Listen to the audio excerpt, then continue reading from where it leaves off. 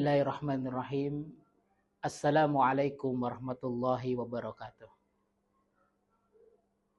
Ayyuhal muslimin rahimakumullah. Alhamdulillahilladzi hadana hada wa ma kunna linahtadiya laula an hadanallah. Asyhadu an la ilaha illallah wahdahu la syarikalah wa asyhadu anna Muhammadan abduhu wa rasuluh alladzi balagha risalah wa ada amanah wa nasakha ummah wa jahada ila sabil haqqa jihadih. Usikum wa nafsi bitaqwallah faqad fazal muttaqun. Amma ba'du.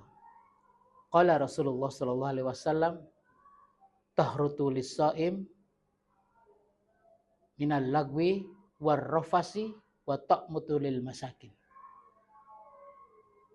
Saudara-saudara kaum muslimin yang dimuliakan Allah Subhanahu wa taala. Kali ini kita akan bersama-sama membahas tentang keutamaan dan kemuliaan tentang zakat fitrah. Zakat fitrah adalah zakat yang harus dikeluarkan oleh kaum muslimin dan hukumnya adalah wajib. Rasulullah SAW telah bersabda dalam sebuah hadis, kesucian bagi orang-orang yang setelah menjalankan ibadah puasa dan menghindarkan daripada dosa, serta memberikan makanan kepada orang-orang miskin. Dari hadis ini kita bisa mendapatkan sebuah kesimpulan. Ternyata di balik kita mengeluarkan zakat fitrah yang nilainya tidak begitu besar bagi kaum muslimin, yang harus dikeluarkan adalah makanan pokok penduduk sekitar. Kalau kita sebagai penduduk Indonesia, makan pokok kita adalah beras, maka yang harus dikeluarkan adalah beras.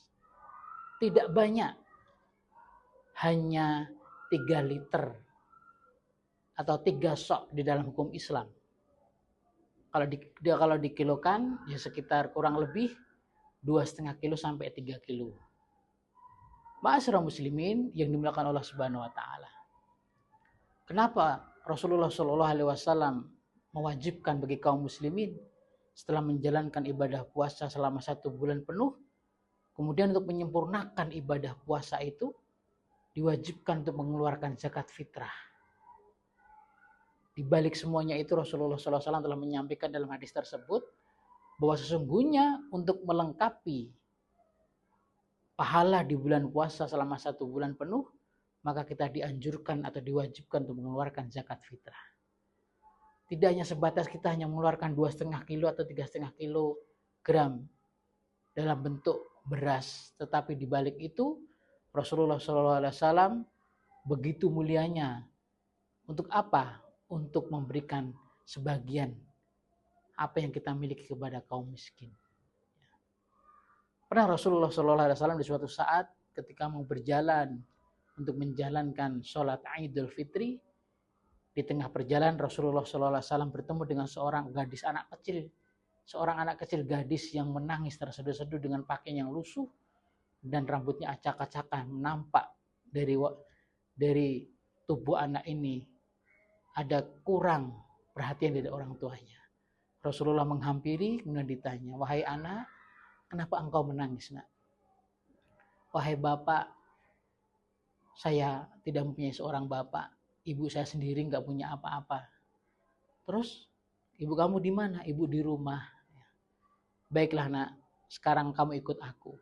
Anak ini nggak tahu kalau yang mengasih adalah Rasulullah SAW.